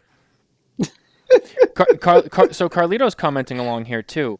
Oh yeah. And it said, ask Arnold about Tampa's Cuban baseball. Arnold is a real historian. There is so much Cuban baseball history in Tampa. Tampa's team name, who always competed against Havana, was called the Tampa Smokers, which I've heard. And I know Coop, actually, I think Coop has a Tampa Smokers jersey now. Just imagine the impact cigars and tobacco had to Tampa, the cigar city. So I've heard about the Smokers, and I even think the Newmans did something. I think they did a cigar that or They something. did, yeah. Yeah, that was I cool believe they- too. But yeah, Carlito's right. A lot of people don't realize that, believe it or not, I want to say the number is 87. Oh, no, I think it's 89 right now. 89 major league players have come out of Tampa, Florida. And that's actually the most for any area in the United States. And the reason that happened is because of the cigar industry, because in the 1800s, Tampa got baseball before a lot of places in the United States because of the cigar industry. So, like, the Americans took the game to Cuba, mostly like the Marines and the Navy and, soldiers and stuff. Yeah. And then as that, they started playing it in Cuba. And then those families came over to Tampa. And, yeah, of course, Carlito, the story is, I think his mom and dad met at a baseball game. And, if he's somewhere around there, I'm sure he'll chime in on that. But they met at a game between the Tampa Smokers and the Havana Sugar Kings, which at the time were the the minor league team from Havana. And my understanding is whenever the Havana team came to Tampa, it was a big party, man. It was Cubans playing for both teams, for the Tampa team, for the Havana team. It was just a strong history here. Al Lopez was the first major leaguer to come out of Tampa. They just recently got his old childhood home and made it a museum. And he was a catcher for the Brooklyn Dodgers, and he, of course, later on he was a manager for the White Sox. And the old Al Lopez Field is where the Cincinnati Reds used to play their spring training here in Tampa. And for many, many years. And then, of course, Lou Piniella, Dave Maggin, Martinez, Luis Gonzalez. The list goes on and on and on. Gary Sheffield, Fred McGriff. A lot of baseball players came out of Tampa. Wow, Gary Sheffield. I didn't know that. Yeah, He's the from chef. Tampa. Yeah. Wow. Tampa. Yep. Tino Yeah. Martinez. Tino Martinez. Wow. Yeah. Tino was I at, think that Carlito- I think Tino Martinez grandfather had to do something with tobacco. I think something like that. Yeah. He worked at a factory or something.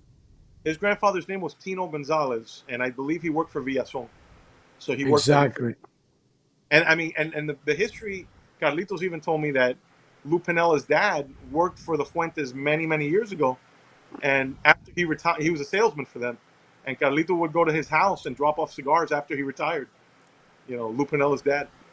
Lou. See him a few months ago. He's doing pretty good. He's older now, but what a character, what a great baseball player. Oh yeah, he was. That's interesting. I didn't know any of that. That's very interesting. Escaparate. Because he was a And the big, tall- people thought Pinella was Italian. He wasn't Italian. No, he was a son of Spaniards, and his cousin. Exactamente. Yeah, his cousin was Dave Magadan, who he used to play for the Mets. His cousin and godson.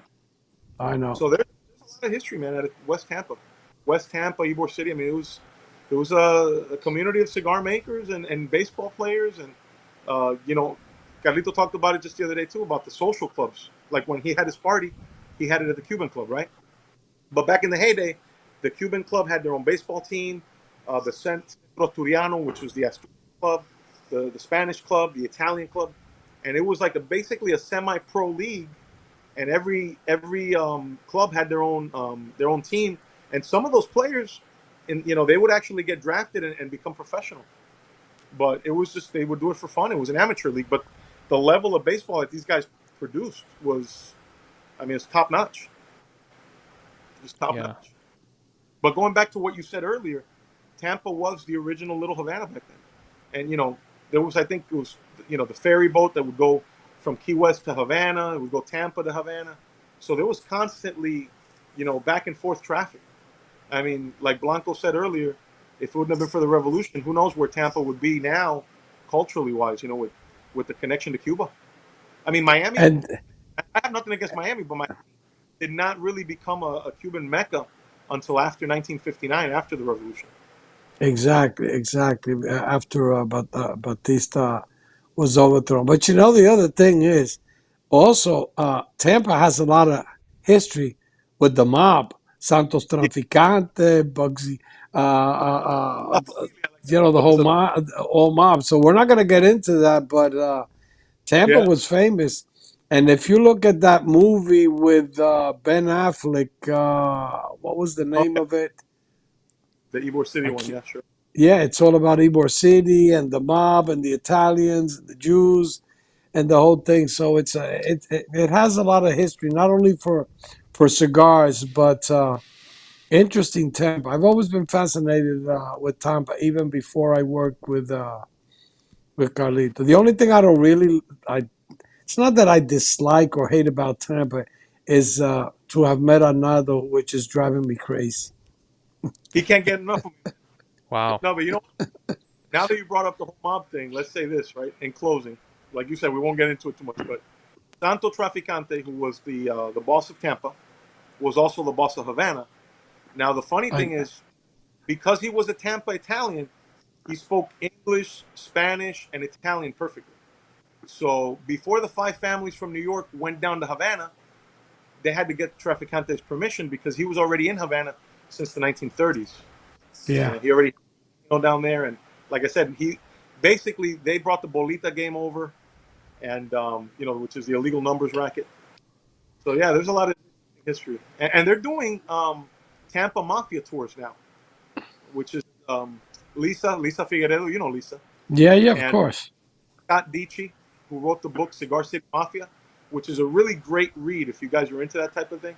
I recommend that book, Cigar City Mafia. It's a very good book. That's and interesting. it's written by Scott Dici. Yeah, chronicles the whole story.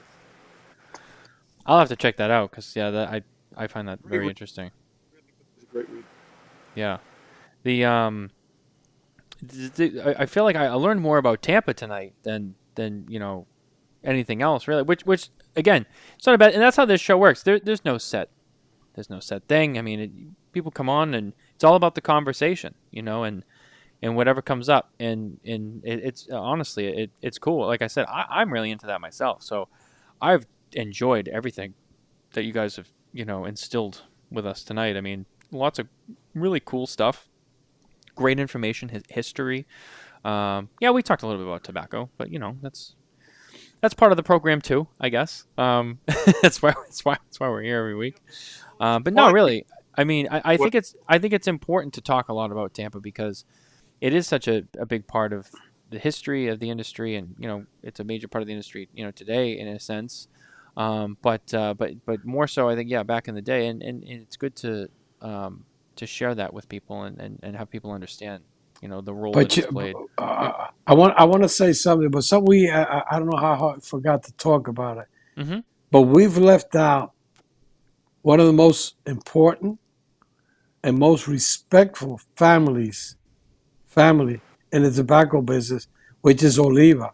So for the listeners not to get confused, because you got Oliva Tobacco, which is Don Angel, John, and Jonito, Trey, and then you have Oliva, which was bought by Fred Van der Malier. It's the Oliva Cigar Company.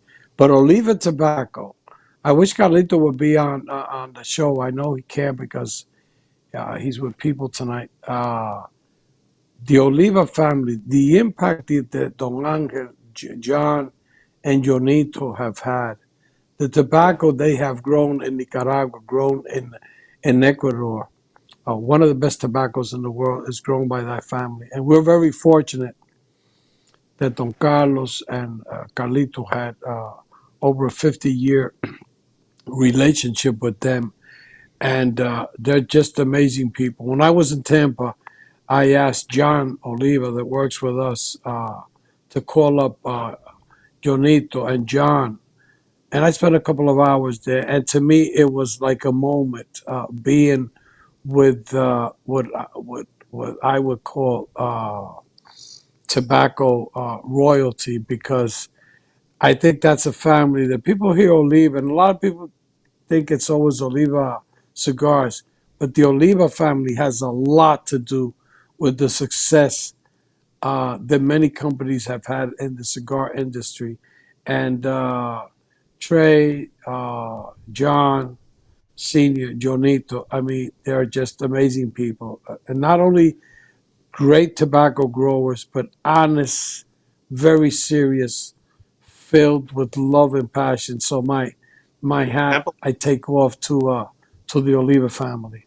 I couldn't. You can't talk about Tampa and not. You can talk about Santos Traficante, but we gotta talk about the Oliva family too. I mean, correct me if I'm wrong. They're the largest tobacco broker in the world, right here out of Tampa, Florida. I don't know if they're not one, they must be two, Okay, one or two. but you're right. I mean, just to let Matt know, when Angel Oliva came to Tampa, he saw the big industry that was growing and the need for tobacco. So he started his brokerage company here in Tampa to sell mostly to the small mom and pop businesses at the time that were making their cigars here. And then out of that grew into a multinational, international tobacco brokerage company. And I've been in that building; it's unbelievable. I mean, the bales of tobacco in there is just you'll get lost in there. It's just rows and rows of tobacco from everywhere. Yeah, I remember, I remember being, down in the Dominican and, um, going through some of the warehouses of tobacco that, you guys have and seeing all the tobacco, seeing the Oliva name and being like, wow, and learning more about them and how much, they've had to do with the industry, how much tobacco they grow, how much, tobacco they sell, and just being like, wow, like really thinking about it, be like, I never really realized this, and I know it now, but it's something that up until like a year or so ago, I really didn't fully realize, and yeah, I mean, They're a big it's deal. it's true. Yeah. They are a huge part, and it's funny, everyone knows like the hand roll documentary, which they talk about that. I think John Oliva was in there, and talking about kind of what happened after the embargo and this and that, and that's very if you're really into tobacco, if you're really into cigars, and you really enjoy learning about it, not just about the cigars but the history of it. That's a very important piece of information to know as a true cigar connoisseur aficionado, because it did have a major impact. And I like how you guys have multiple times tonight have talked about the pre-embargo, the embargo, and in the revolution with Cuba, and how that actually not it just didn't affect Cuba, but it affected Tampa, and it affected just pretty much the entire industry, just with Cuba. Yeah, yeah. I mean, even, and correct me again, Jose. I'm not picking on you when I say this, but obviously you've been around. You're an older guy. You've been around for business for a long time. You know, I know you probably remember, and it's been talked about, after the embargo, what was it, like the 80s or so, when like the industry really just started to plummet and really go down. And it really wasn't until like the boom happened in the 90s when it really kind of just shot back up again.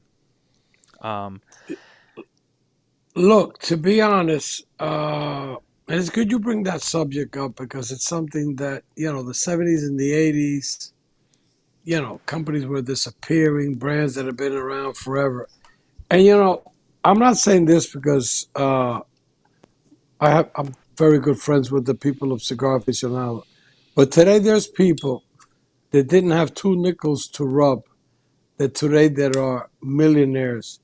And they're millionaires because Marvin Shanket had an idea to create Cigar Aficionado that started 1992, then 93 got a little bit hotter, then 94 started the boom, 95, 96, 97. And if so many people would have not been greedy and try to make a quick buck, that in end of 96 and 1997, with the exception of maybe one or two companies that kept just making great cigars, the boom would have lasted. The last year, the boom was 418 million cigars. Next year, it went down by 23.7%. 98 and then 99, I think it went down by 20. So that means in the next 2 years, imports went down almost 50%, because people got greedy. People were selling cigars for $10 that were not worth 20 cents. When the shit hit the fan, Mark Goldman, Lou Rothman would sit in the Hotel Gran Almirante in Santiago, and they would look at their price lists, and all these manufacturers who would come up and say, how many boxes you got, or how many cigars you got. Oh, I got 100,000 cigars. Okay. The wholesale price of this was $100.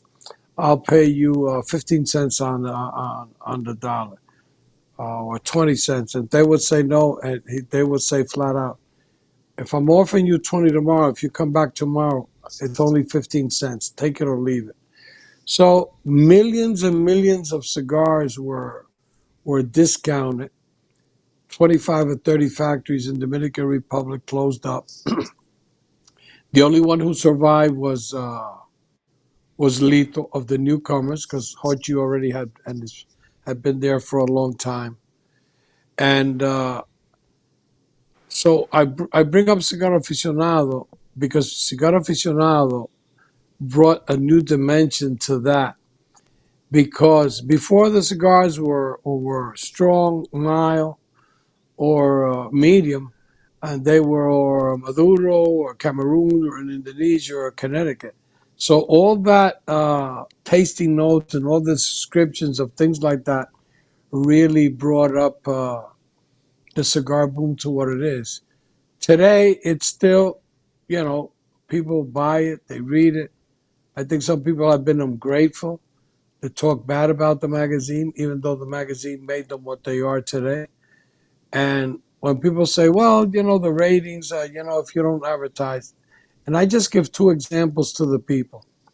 Okay, if that's true, tell me why the first time they did the top 25, which if you've been in the business for a while, you're going to see the cover of that has 3 cigars in a cup. It's a Padron 40 de 100 años from La Aurora that I helped blend in a Cohibo Siglo VI. If you look in the magazine, there's not an ad from La Aurora. But I'll give you another example. Viaje.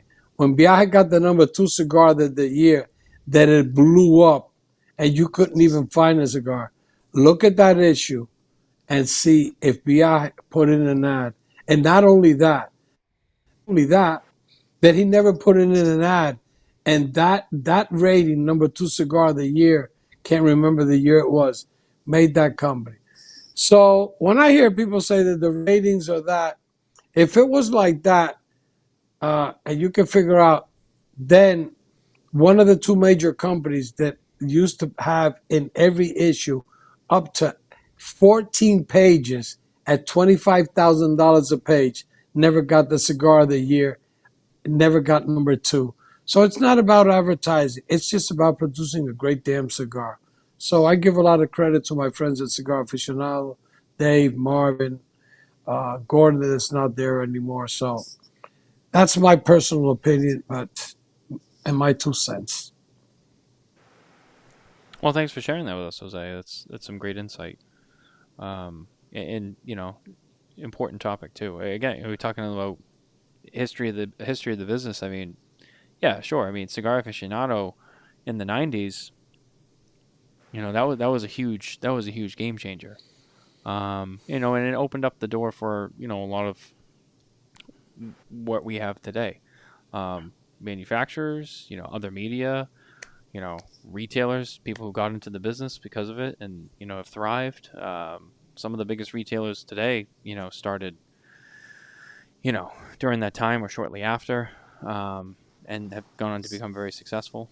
So Yeah, no, it's important. It's important to talk about, and that's why I'm glad you guys are here, because I know you guys, I know you guys know a lot of this information too, and I just try to soak it in and share it with the audience too. But I will say, as much as I do love that conversation, and I love this conversation, we are getting towards the end of the show. We are running out of time. And I just want to say, first and foremost, I appreciate both of you being here tonight. And it has been one hell of a show, I got to Thank say. you very much. I truly mean that. No, the honor's mine. The honor's mine to be able to just sit here with you guys and hear the stories and learn some things. And, that's half the reason why I do the show and do what I do is, to learn more and to share that information with others too, because it's great. It's great stuff. And people who really love this business and love this lifestyle, that's what it's all about. No, I can't believe it. Say that one more time. You kind of got muted out there. Amazed that Jose Blanco's still awake at this time of night. Let me tell you something. I got on this show because, to be honest, Carlito was the one that said, "You got to be on the show. You got to be on the show." I was going to be on the show one way or the other, and I know that if Carlito wouldn't be very occupied tonight with some guests that are visiting, I know he's been on it. But I'll tell you one thing. I mean, I've known Matt now. I've been on the show. We talk a lot, and I have a lot of respect for him. And I was happy when they told me you were going to be on the show. And I shouldn't say this about you, Arnaldo, because I've never really liked you. But as you drive me crazy, fucking talking about the food all the day, and I'm trying to keep myself between 198 to 100, 201, and all the time he's sending me, "Oh, you're going to Spain, you got to eat this place. You're in Chicago, you got to eat at this place." And I don't really appreciate that. You can leave that for food lovers. No, but to be honest, Matt, thanks for allowing me to be on the show. I want to give support to Arnaldo, which is I like him a lot. He's done a great job. Carlito and I are big supporters of him. We believe in what he does in family values. He knows what family-owned business is. He's done a great job, even though he's not at the factory. But I know he checks his cigars, he inspects his cigars. He's very critical of them, and that's one of the things I admire about him. I don't admire how much he talks about food and how many photos he takes, but as a person, as an historian, and as a friend, and as an honest person, on a scale of 1 to 10, he's around 2.5. Maybe by the end of the year, he might get to 3. But he's moving up. So it takes time to get to be a 10. See, Cuba's a 10. Matthew right now is around 3.5. But he's building on me. I Baby trust him. steps. So yeah, he's moving up. Everybody starts at 0, so you're moving up, Arnaldo. So yeah, it takes time. It takes time. I'm ahead of you. That's all I heard out of that. I'm ahead of you, Arnold. Yeah, you're ahead of him. You're ahead of him by far.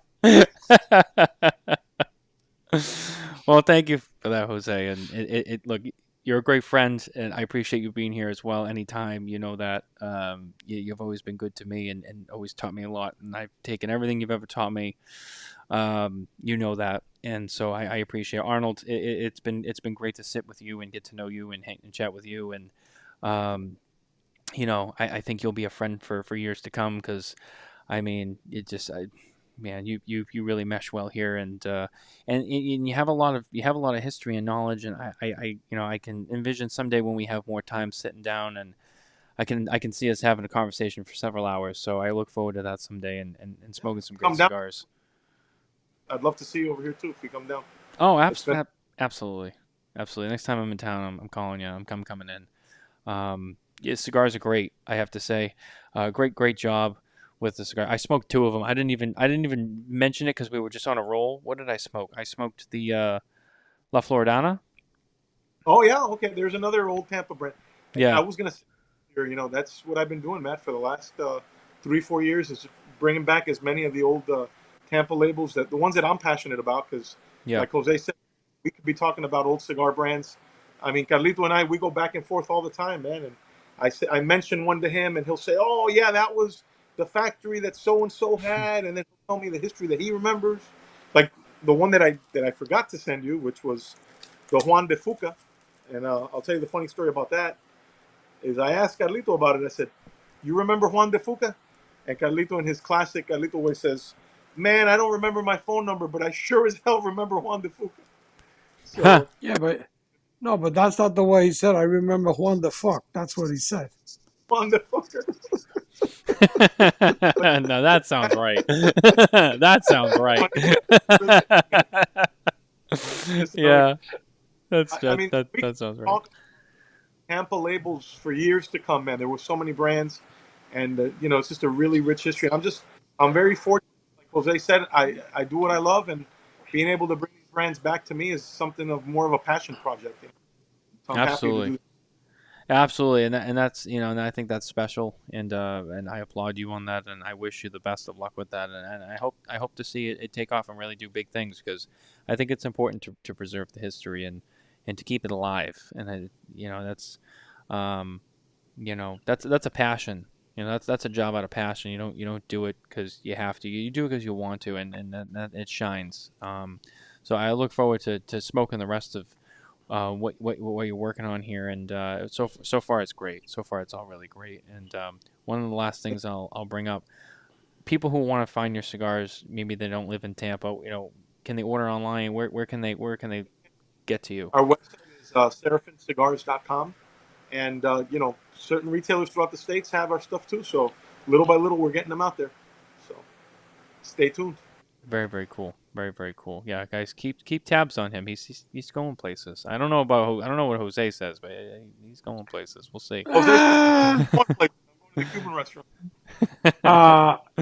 No, I rather talk about the cigar part with Arnold and not the food part, because, like I said, oh, you're in Texas. Oh, you got to go to this little hole in the wall and this like that, which I hate, and I make fun out of it, because the problem is Arnaldo's picked up so much pounds. I mean, he. Sometimes I see what he's eating, and it just takes my appetite away. I just don't eat. So Arnold, I'll tell you this. All right, don't feel bad, because when my wife was pregnant 2 years ago, I definitely put on a little bit of sympathy weight at that time, and there was a lot of reasons, but it was some sympathy weight. And I went to the trade show. It was, what year was that? It was last year, so it was 2023. And I landed. I was at McCarran Airport in Las Vegas. I was waiting for my baggage, and who do I see just fucking strolling through the airport? Is Jose Blanco. And I go, "Oh, look, it's Jose." And he comes around the carousel, and he sees me, and he goes, "Oh, Matthew, oh, good to see you." And then the second, I go, "Jose, what's going on?" "Hey, oh, you really put on some pounds." And I'm like, "Thanks. Great to see you too." And then after he calls me fat, you know what he says to me? "Hey, do you have any cigars that do you have any cigar I can grab for when I get to the hotel?" So there I am in the hotel. A guy calls me fat, and I'm digging my cigars out. And I'm like, "Do you want this one? Do you want this one?" "Oh yeah, I'll take that one." And then he left, and I was like, "All right, cool. I'll see you, Jose." So don't worry. I get it too. He's called me fat too. He's definitely for nothing. They don't call this nothing. And Jose, I'll have you know, I've lost weight. I'm going back the other way now. So I mean, I'm doing good. I'm glad it's a true story. I don't know what happened. I didn't pack cigars, or I think I'd left it. And thank God I saw Matthew. And I think it was I remember, I think, because I'm a big fan of Pete. I think it was one of Pete's cigars that I took away from you. Yeah. It was a Tatuaje cigar. It's never ever happened to me not to carry cigars. No, but it was true. I hadn't seen Matthew in a while, and I see this guy that's like, it's not that he's fat, but he put on. It's not that he was fat, but when you see a guy with 20 or 25 pounds more on it, because I consider myself chubby. I consider Arnold fat, really, but not really fat. It's kind of fat. Because the problem is, Arnold, in the morning, he wakes up, what am I going to eat? chicharrones, rice, this, that. And he sends me and Carlito these plates of food and all that. He's obsessed with food. He just can't find the yummy food over there in Macedonia, the chicharrones and stuff over there. No, we don't eat that. We eat a lot of good steak, a lot of good salads, a lot of good stuff, but no fucking chicharrones. And the mofongo. No mofongo either. Oh, but guys, it is. So he bummed the cigars off for you, right? Yeah. When I dropped him off at Miami International Airport, he dropped in the back seat, I think it was, 2 Opus X Blues Lanceros. And I saw them and I said, "Oh, you're not getting these back. No way, Jose." Literally. No way, Jose. No way, Jose. The 2 Opus X You know, Blues. I gotta tell you a funny story. You know, when Carlito was putting together